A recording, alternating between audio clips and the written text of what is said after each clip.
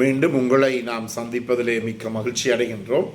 நான் இலங்கையில் இருந்து பதுளை போதனா வைத்தியசாலையில் இருந்து வைத்தியர் கிருஷான் வேதநாயகம். நாங்கள் பார்த்து கொண்டிருக்கின்ற விடையும் ஆண்களுக்கு ஏற்படுகின்ற இந்த விந்து முந்துதல், ப்ரீமெச்சுவர் இஜாக்குலேஷன் அல்லது ஆண்குறி விரைப்படைய முடியாத தன்மை, இரெக்டைல் டிஸ்ஃபங்க்ஷனை பற்றி தான் நாங்கள் பார்த்து கொண்டிருக்கின்றோம். வெளியூர் என்பர்கள் நேரடியாக தொடர்பு கொள்ள விரும்பினால் 0094 777 35 62 45 மூலம் தொடர்பு கொள்ள முடியும். உள்ளூர் என்பர்கள் 0777 35 62 45 மூலம் தொடர்பு கொள்ள முடியும். இன்று பல பேர் என்னிடம் தொலைபேசியின் மூலமாக தொடர்பு கொண்டு இந்த மாரடைப்பு நோய், ஹார்ட் அட்டாக் அல்லது மயோகார்டியல் இன்ஃபாக்ஷன் ஏற்பட்ட பிற்பாடு எவ்வளவு காலத்திற்கு பிறகு பாலியலை நாங்கள் வைத்துக் கொள்ள முடியும், எவ்வளவு காலத்துக்கு பிறகு எங்களுடைய மனைவியினோ அல்லது பெண் துடையினோ செக்ஷுவல் இன்டர்கோர்ஸ் பாலியல் தொடர்பை வைத்துக் கொள்ள முடியும் என்று கேட்டார்கள். உண்மையாக அதை பற்றி நான் இன்று விளக்கமாக சொல்ல இருக்கின்றேன். முக்கியமாக இந்த மாரடைப்பு நோய் ஏற்பட்ட பிறகு உங்களுக்கு தெரியும், அதிலே பலவிதமான வகைகள் இருக்கின்றது. அந்த வகைகளிலே அதாவது சில நேரங்களிலே அந்த எங்களுடைய இருக்கின்ற இந்த கொரோனரி ஆர்டரி என்று சொல்லுவோம், இந்த முடியுறு நாடிகளிலே இருக்கின்ற தடை அல்லது பிளாக் இருந்தால் அந்த பிளாக்கை நாங்கள் எப்படி எடுப்போம், முதல்ல அந்த ஆஞ்சியோகிராம் எனப்படுகிற ஒரு பரிசோதனை செய்து அந்த தடையை அல்லது பிளாக்கை கண்டுபிடித்து இருதயத்தில் இருக்கின்ற இந்த நாடிகளினுடைய பிளாக்கை கண்டுபிடித்து அதற்கு என்ன செய்யலாம் என்று சொல்லி ஆஞ்சியோகிராம் செய்து அதன் பிற்பாடு ஸ்டென்ட் எனப்படுகின்ற ஒரு குழாயை அந்த தடை அல்லது பிளாக் ஏற்பட்ட பகுதியில் வைக்கலாம்.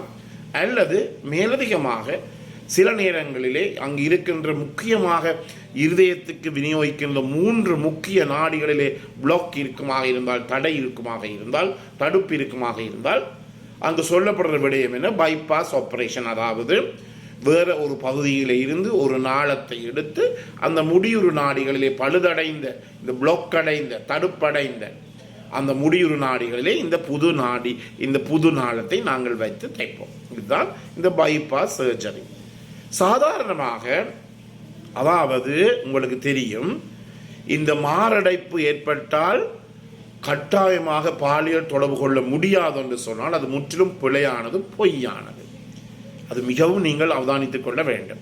எனவே இன்றைக்கு மாரடைப்பு ஏற்பட்டாலும் அந்த மாரடைப்பிலே உங்களுக்கு பிளாக்கோ அல்லது எந்த விதமான பிரச்சனையும் இல்லாவிட்டால் நீங்கள் நாளைக்கு கூட சாதாரணமான பாலியல் தொடர்பை வைத்துக் கொள்ள முடியும். உங்களுக்கு தெரியும், இந்த பாலியல் தொடர்புன்னு சொல்லுகின்ற போது பல விதிகள் இருக்கின்றது. ஆண் மட்டும்தான் பெண்ணுடன் இருக்க வேண்டும் என்று, அதாவது பெண்ணுக்கு அதாவது இந்த செக்ஷுவல் இன்டர்கோர்ஸ் செய்ய வேண்டும் என்று அல்ல, ஆணுக்கு மேலே பெண் இருந்து கூட, அதாவது ஃபீமேல் சுப்பீரியர் பொசிஷனில் இருந்து கூட ஆணினுடைய உடலோ அல்லது இருதயமோ கூடுதலான டயர்ட் வராமல், கூடுதலாக இந்த டயர்ட் வராமல், அதாவது ஃபேட்டிக்னஸ் வராமல், அதாவது கூடுதலான வேலையை நாங்கள் அந்த இதயத்துக்கு கொடுக்காமல், ஆணினுடைய இதயத்துக்கு கொடுக்காமல் பெண் தானாகவே முன் வந்து இதை அவர் செய்யலாம். எனவே இது ஒவ்வொரு மனைவியும் ஒவ்வொரு பொண்ணையும் உங்களுடைய கணவருக்கு இந்த ஹார்ட் அட்டாக் வந்தால் கணவருக்கு பக்கத்திலே போகக்கூடாது என்று அந்த செய்தியானது முற்றிலுமே பிழையானது. எனவே பல வகைகள் இருக்கின்றது. எனவே ஆணினுடைய ஆக்டிவிட்டி, ஆணினுடைய செயற்பாடுகளை குறைத்து பெண் கூடுதலாக செயற்பட்டு அதன் மூலமாக ஆணுக்கு உணர்ச்சி ஏற்படுத்தி அதன் மூலமாக விந்து வெளியேற செய்யலாம். அல்லது இதுக்கு மேலதிகமாக இன்னும் ஒரு என்ன செய்யலாம் என்றால் ஹேண்ட்ஷேக் என்று சொல்லப்படுகிற இந்த கைப்பழக்கத்தின் மூலமாக கூட பெண் தன்னுடைய கணவருக்கு உதவி செய்ய முடியும், இப்படிப்பட்ட பிரச்சனைகள் இருப்பவருக்கு.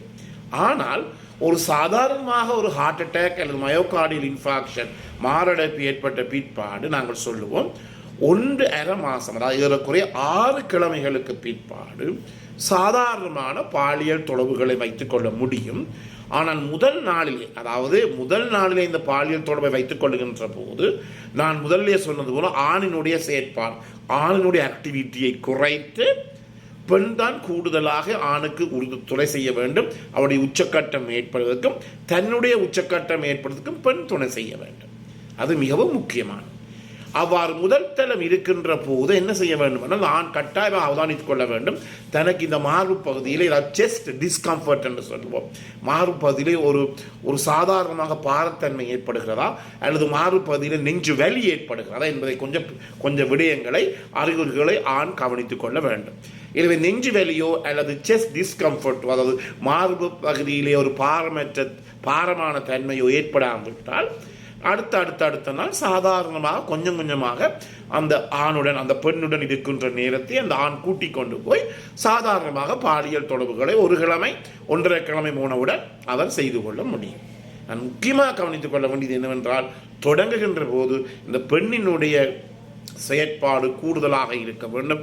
ஆணுக்கு மேலேறி பெண் பாலியல் தொடர்புகளை வைத்துக் கொள்ளலாம், அல்லது என்ன செய்யலாம், பெண் தன்னுடைய ஆர்காசத்தை உச்சக்கட்டத்தை அடைவதற்காக ஆணினுடைய இந்த ஓரோஜெனிட்டல் செக்ஸ் என்று சொல்லப்படுகின்ற பெண்ணினுடைய யோனிய சுவைத்தல் போன்ற விடயங்களை செய்து பெண்ணுக்கு ஆர்காசம் ஏற்படுத்தலாம்.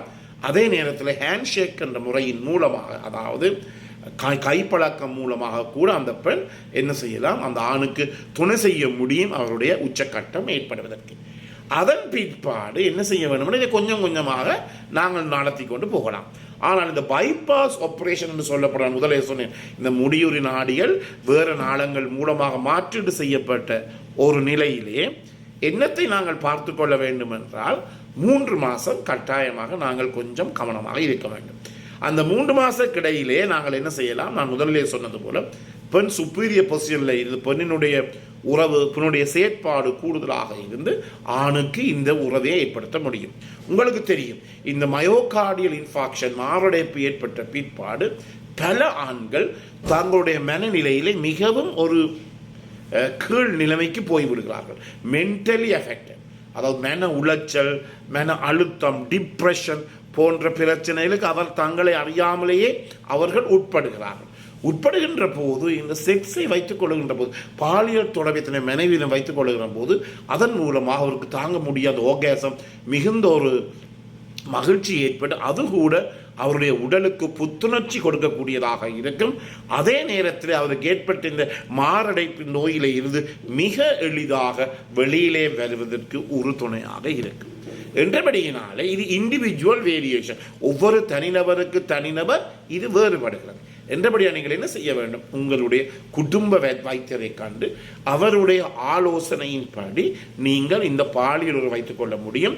ஒவ்வொரு பெண்ணும் ஒவ்வொரு மனைவியோ கணவனோ யோசித்துக்கொள்ள வேண்டும் என்னவென்றால், இந்த பாலியல் தொடர்பு வைத்துக் கொள்வதன் மூலமாக அந்த ஆண் மிக விரைவாக அந்த நோயில இருந்து வெளியில வருகிறார். அதே நேரத்தில் மன அழுத்தம், டிப்ரெஷன், ஸ்ட்ரெஸ், மனவடு அப்படி போன்ற பிரச்சனைகள் இருந்தால் அதிலிருந்து மிக விரைவாக இந்த செக்ஸ் வைப்பதன் மூலம் எடுத்துக்கொள்ள முடியும். எனவே இந்த செய்தி என்ன, இந்த ஹார்ட் அட்டாக்குக்கும் செக்ஸ் வைத்துக் கொள்ள முடியாதுன்றதுக்கும் ஒரு விதமான தொடர்பும் கிடையாது. அவதானமாக நாங்கள் பாலியல் தொடர்புகளை வைத்துக் கொள்ள முடியும். எனவே நிகழ்ச்சி உங்களுக்கு பிடித்திருந்தால் மறக்காமல் ஷேர் பண்ணுங்கள், லைக் பண்ணுங்கள். அதே நேரத்தில் டிக்டாக்லே கட்டாயமாக ஃபாலோ அப் பண்ணுங்கள். பார்க்காதவர்களுக்கு இதை அறிமுகப்படுத்துங்கள். அதே நேரத்தில் பெல் சைனை மணி சின்னத்தை அமர்த்தி யூடியூப்ல நீங்கள் இதை சப்ஸ்கிரைப் பண்ணலாம். பிறந்திருக்கின்ற நாள் உங்கள் அனைவருக்கும் இனிய நாளாக அமைய அனைவருக்கும் பொதுவான இறைவனை வேண்டி விடைபெறுகிறேன். நன்றி, வணக்கம்.